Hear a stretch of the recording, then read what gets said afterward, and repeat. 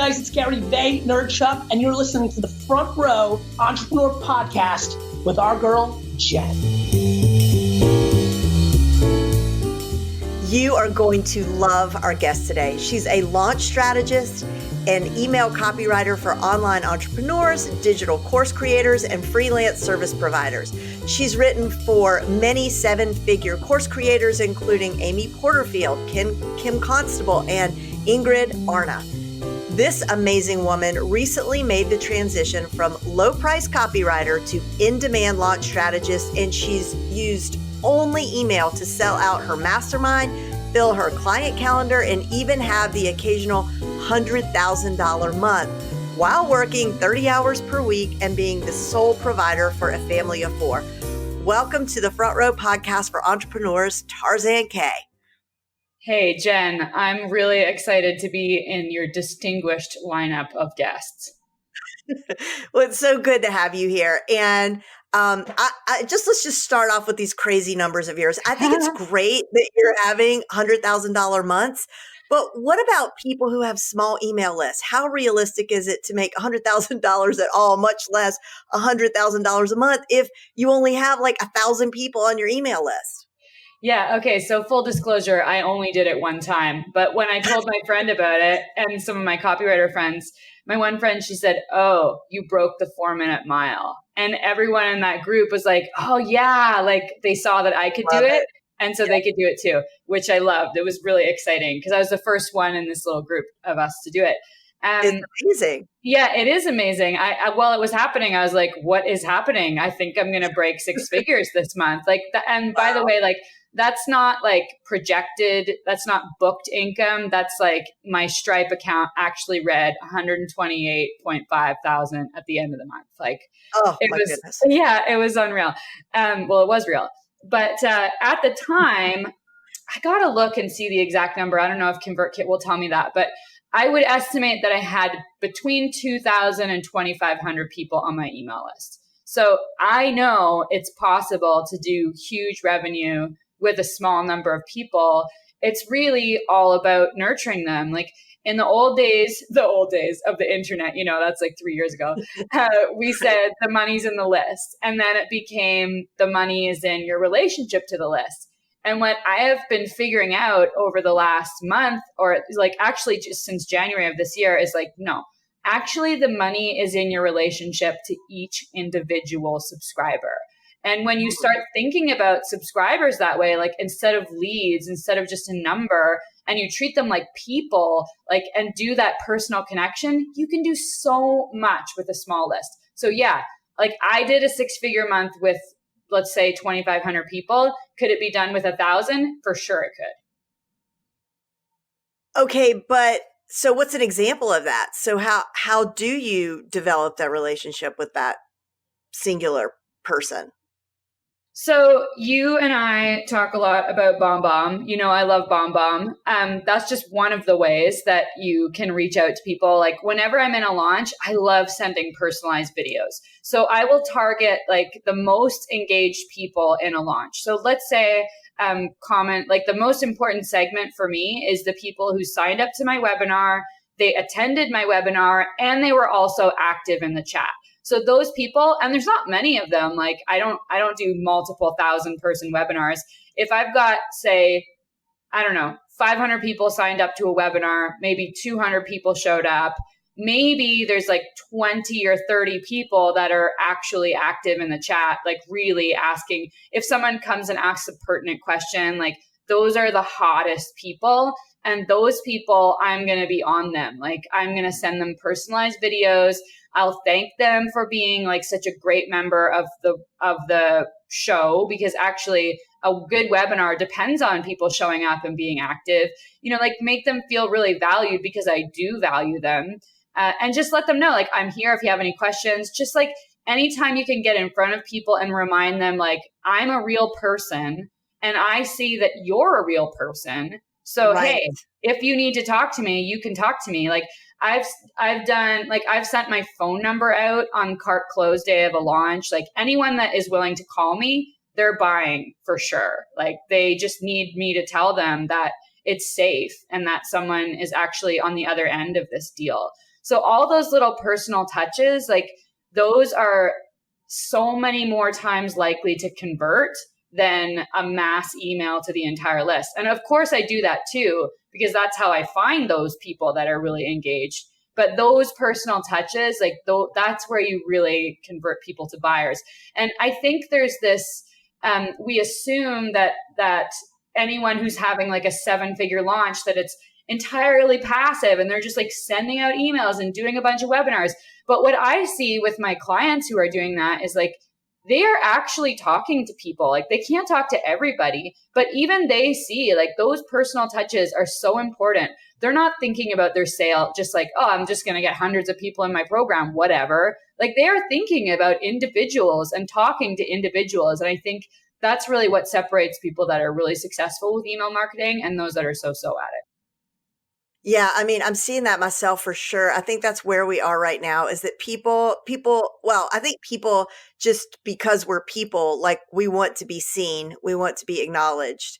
And the more that we can say to people, I see you, I hear you, only good things can come from that. So I love that you're doing that. Now, let me ask you this though. So if your first touch point is with an email blast, we don't really like the word blast, but you know what I mean? Like, sending out all these emails. Don't you think, I mean, what do you say to people who say to you, aren't people already getting way too much email? Yeah, I think people are getting way too much email, but I think there is actually a shortage of email that's done really well. Like someone, I saved this email that someone sent me a couple years ago, and she said, I save your emails to read as a treat. And I was like, wow, that is the best thing. Like when you open my emails, I want you to feel like you're reading the next chapter of a really great novel. And I think there's a huge shortage of that. Like, yeah, we all get tons of promotional emails, invites to webinars or like, newsletter emails or whatever, but those great stories, like that really is what gets people, like that's how you develop that relationship and make people actually excited when your name comes in their inbox rather than like, oh, here we go, like this person again, delete.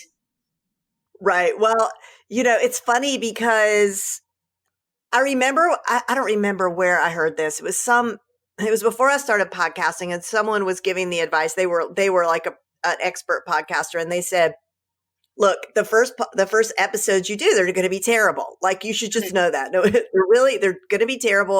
But you got to do the terrible ones, in order to eventually have the good ones. And I was like, okay, I'm okay with that. I also think about my first emails. Actually, they don't have to be my first. I'm thinking of some that I sent like maybe 6 months ago. There's a couple in there that really make me cringe. Like I wish that I could. And that never happened, but they're out there.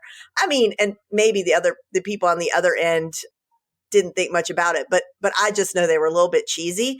So, I mean, there definitely is an art to writing good emails. I mean, can you give us just a few basic pointers? Yeah, for sure. Since you are so good at it. For sure. Yeah. The first thing though, like you made a really great point there. You're going to write some crappy emails. Like I've definitely written my share and still sometimes something goes out that I'm like, oh, that was so. But what I see is a really, really common is like, I see people working hard to like create this opt-in and to get their first subscribers. Maybe they're running some ads, like getting some people coming onto their list. And they're so scared to email them because they think the email has to be perfect.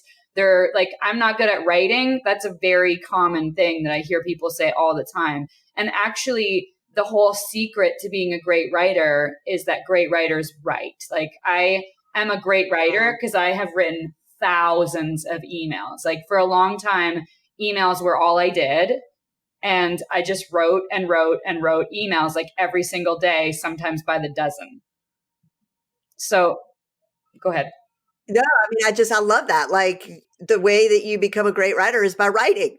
Yeah. So, I mean, it sounds obvious, but that's a great tip. Yeah. Consistent, repetitive writing. Now, there are some things, some basics that it's really helpful to know. Like when you're writing an email, really important rule of email that you can break once in a while, but try not to in general is 1 email, 1 job. That's the rule of 1.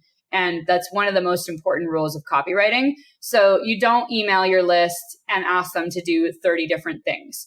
if you released a new podcast, you're going to send an email, and the whole email is going to be about that one podcast episode. You never ask them, oh, and also I have this private Facebook group. Keep it specific to one thing. And always, whenever I'm sitting down to write an email, no matter what it's about, whether it's a newsletter email, a nurture email, like a promo email, I always ask myself, okay, what's the story here? And once I know what story I'm trying to tell, then I always look for a hook. So another important rule of copywriting, and both of these rules, I got to say, one of my mentors who I learned from, Joanna Wiebe, she's like the queen of conversion copywriting. So a lot of this I learned from her. But she taught me about what she calls the battlefield principle. And that means you drop your reader in the middle of the action. So you don't, if you think about the battle and there's you drop them in the middle, which is these two kings and they're sword to sword fighting for the future of their realm. And then you don't start with years ago, there was a feud between the two families. One person married outside the other and blah, blah, blah. I'm already sleeping. You don't start with the conflict that led up to the battle. You start with that most important moment in the battle. One of my clients, he sent an email out recently, and this was one of the best emails I've read in a long time. And he said, he's a lawyer, and he was he's out for dinner with some friends, and he gets a call, and they say, there's some sort of conflict happening. 2 FBI agents are down. Do we have your permission to use lethal force? Okay, then. I was like, oh my God, I have to know the story. Yeah. But that was such a perfect example of dropping the reader in the middle of the action. I challenge anyone who got that email to not read what happened next. Okay, yeah, but now it's not so, but for those of us who lead very boring lives and the most exciting thing that's going to happen to me today is something I don't know, a neighbor 4 houses down. In fact, I got an alert on my phone that there's suspicious activity that a package was stolen from somebody's front door. Okay. So that's the excitement in Shaker Heights, Ohio today. So how can we turn the mundane into something like the middle of the action? I mean, not to put you on the spot, Tarzan. Can you think of an example? This is also a really common thing, is that we all think we don't have anything to write about. But in reality, no matter whether you have a tame life or a really exciting one, human life is incredible. People die, babies are born. We go through these incredible experiences all the time. And actually, the stuff that people most relate to is the stuff that we all go through. So, a couple of weeks ago, I wrote an email about how it's so busy being a mom and a business owner that I want to hide in the closet half the time. And that was people really relate to that. So yes, telling them about needing to give permission to use lethal force is exciting. And that made a great email. But ultimately, the stuff that people will relate to way more is your story about the suspicious package. There's definitely a story there. It's about how lucky we are to live in such a neighborhood where we're so safe. And that's the most exciting thing that happened all day. You can really turn, once you get practicing and you do start telling stories and get used to dropping people in the middle of the story and working backwards from a hook, really you can make anything sound exciting. It doesn't have to be as exciting as my client Bobby's email. I love it. Well, when we send an email, I generally know when I hit it right, because I get a bunch of responses, and it's the best feeling, right? When you get all those replies.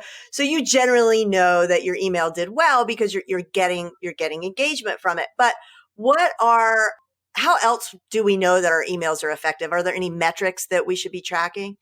Yeah. So actually, of course, you can look at your metrics. You can look at your open and your click-through rates, but what you just said there, the number of replies, that is, I would say, by far the most important metric, especially if you have a small list. Because what you don't know is when you look at industry standard numbers, that's industry standard for people with a list of 20,000 or 50,000 or 100,000, multiple hundreds of thousands. Okay. When people say a 2% conversion rate is standard, or 19% open rate is considered good.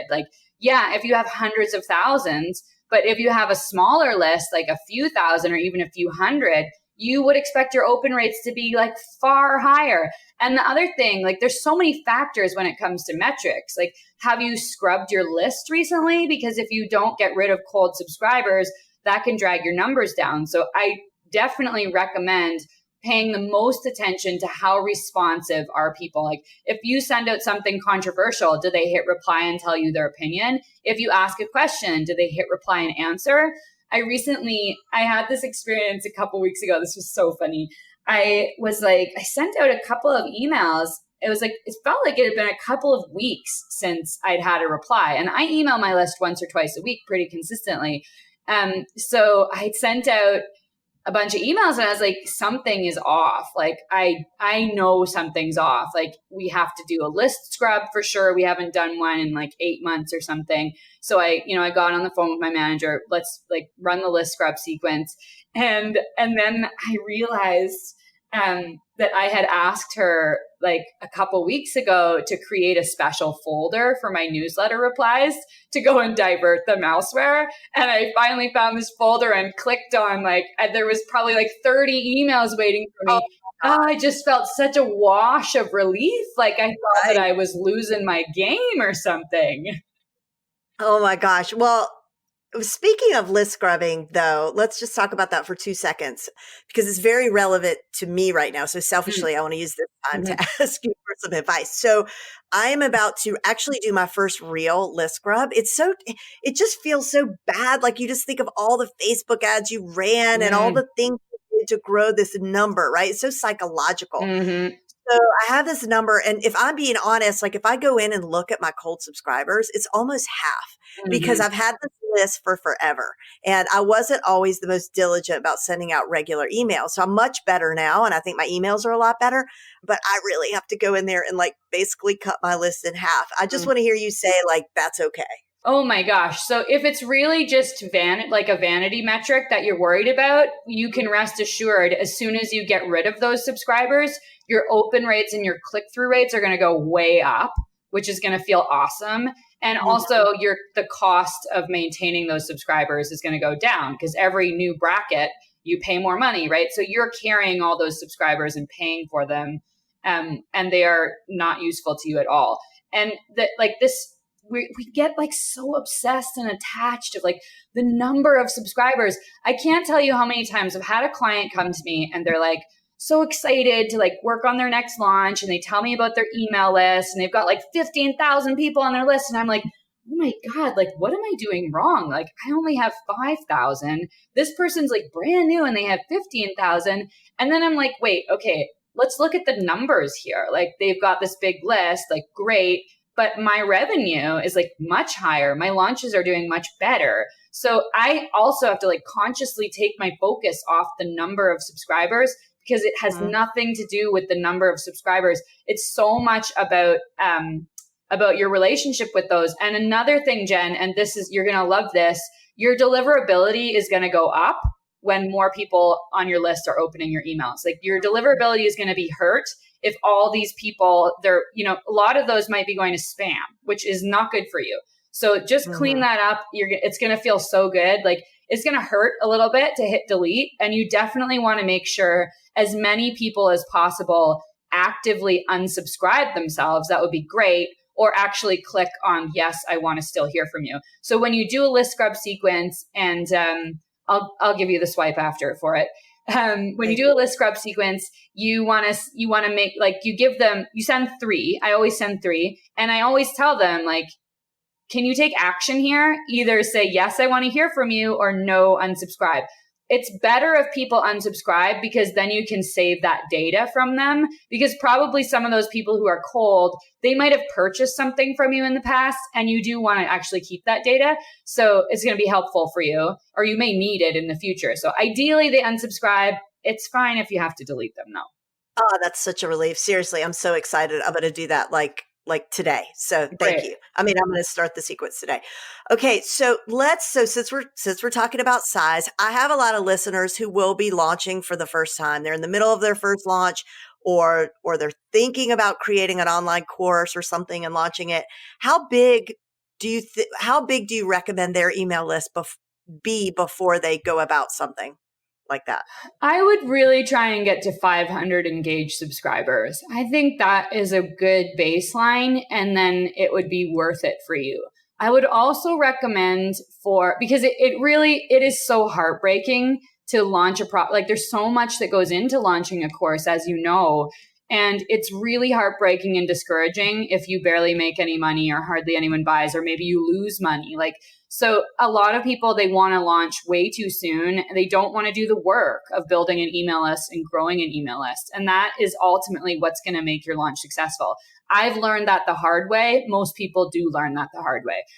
But I want to put it out there so people know. So let's say you have 500 people. That's really great. And then when you launch, you want to really think about those personal touches. Like, I would not be sending people to a sales page on the first launch to a small list. I would be sending them to book a call.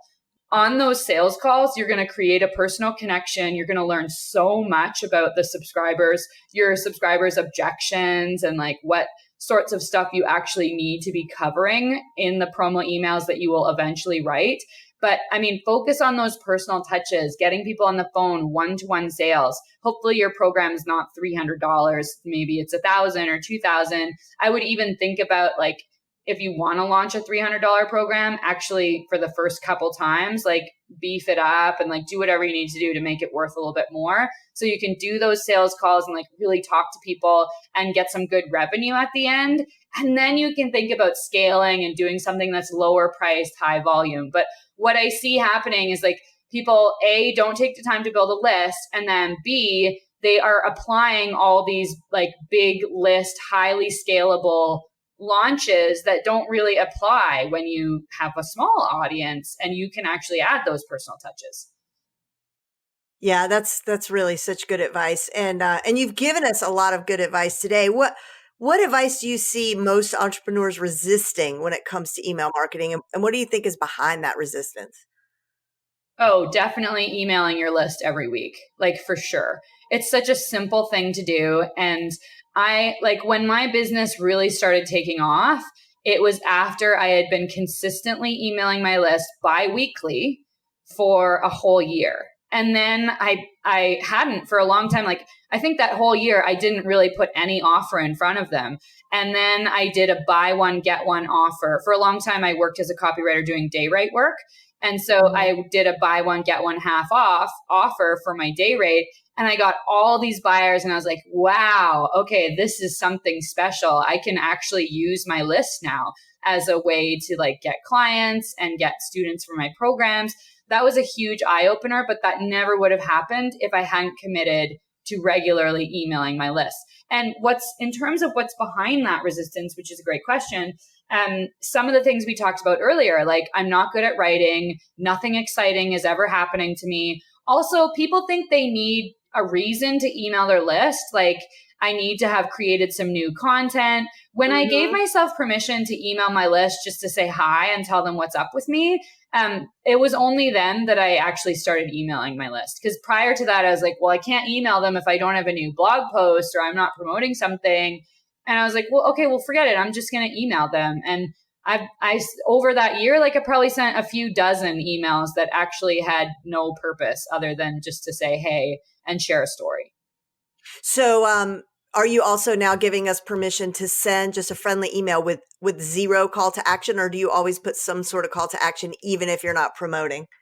No, I don't always have a call to action. If there's nothing for them to click on in the email, I just always make it entertaining, like have a picture or a GIF or like something to make it exciting. Because if it's just text and there's no link, I don't know. To me, it feels a bit boring. But yeah, it's okay to not have a call to action. I mean, if you have something for sale on your website, like now I do have a few low priced, like lower ticket items that I could, if the email didn't have any sort of action item, I would just add like a little graphic at the bottom and say like, hey, have you purchased my workshop Day Rate Superstar yet? Or something like that, right? So, or maybe if you have a private Facebook group, you could end with a call to action to join your private Facebook group. Like if you have something, by all means, link to it, and don't be shy to link to the same thing a bunch of times. Also, like if you created a blog, you don't just send one email about it, like send a couple emails, send one in January and then send another one like in May. I don't know. You can like, especially because there's new subscribers coming to your list every day. Remember, like it's such a low percentage of people that click through. If you think I wrote this blog, I sent it to my list of 500 people, 35% opened it and 5% clicked. That's like in the couple, I don't know what the math is on that, but it's no more than a few dozen people that actually looked at it. So email them again, like tell them, like try a new angle, try a different text for the hot link.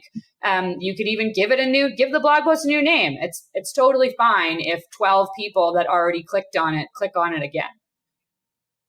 Oh, that's really good. I mean, I never think about doing that. I mean, I have blog posts that go back for forever, and some of it is probably stale, but I know a lot of my stuff is still for sure evergreen. That's totally really good. Do you have people who like are your favorites whose emails you just who do this really well, like regular content that you just enjoy reading? Yeah. Or are you too busy to read other people's emails? No, no, never. No, I do love reading other people's emails. I do sort of avoid it because I find it distracting, and because email is like my main thing. I really want to make it like, I really want to stay in my own lane. It's easy to get distracted with what other people are doing. And for that reason, like I only subscribe to a couple of lists, but I love Laura Belgrave's emails. I think she's doing a really great job with email. Talking Shrimp, for those of you who don't know her, also a copywriter, master of email. I really enjoy, I like it when people write their own emails, and it's pretty obvious when people do and when people don't. Selena Sue, she's pretty open in her emails. I like her stuff. She always has a picture. Not on her list anymore, but I always thought Denise Duffield Thomas did a good job with her emails. They felt personal. I like I'm a personal brand and I follow a lot of personal brands. They tend to do a lot better with email. Yeah, I agree. And, I like Tim Ferriss's 5 Bullet Friday model. I don't read them anymore, but I think he's such a good example of how it doesn't have to be like massively long, but they're always pretty valuable. And it's like what he's reading this week, like maybe a cool quote that he heard, what's inspiring him, something funny, what he's pondering, just whatever. But I was like, oh, that's just, I could do that. Yeah, I love 5 Bullet Friday. I think what's amazing about that is that he has a framework. And I mean, when you have a framework, it makes things so much faster. Another, in terms of guys, like for some reason, I was only thinking of women. I really love James Altucher. And I know he doesn't write his own emails, but he works with some of the best copywriters around. His emails are so damn good. Like I actually pay to be on certain emails I pay to be on, like, it's like a newsletter subscription kind of thing. But they're so good. And he sends a lot. If you ever feel like you are scared to send too much email, like get on this guy's list. He probably has a pretty high churn rate, but man, his emails are great. And just like put them in a folder. You can read them when you want. There you go. Well, speaking of frameworks, I understand you have some goodies for us today. Oh, yeah, totally. So I have a sequence of promo emails, totally swipeable. It has that sort of evergreen language, if that's your goal for your program. So if you go to tarzank.com/front row, it is, I think it's a 12 or 13 email promo sequence, and it's specifically for promoting an online course. So grab that swipe. And even when I start to write, anytime I set out to write a sequence, I look through my swipe file and I start with something that I've already written. It makes the process so much faster, which it means that I can send more emails and I can just get more done in the day. Absolutely. I mean, everybody loves good templates. So totally. Thank you so much, Tarzan. This was so incredibly valuable. I really enjoyed it. I know my listeners are so appreciative for all the nuggets that you shared with us today. So thank you. Thanks for having me. It's a total pleasure. I can't wait to listen to it. I gotta say, one of the best things about having a podcast is being able to interview really brilliant people like Tarzan. You guys, I gotta share with you, Tarzan is about to launch a mastermind called Email Stars, and it's for people who want to make sales every time they hit the send button. Also, I want to ask you, and I don't ask you this very often, but if you could head over to iTunes and leave a review for this podcast, I would be so appreciative. That helps other listeners find the show. Have a great day, and I'll see you next time.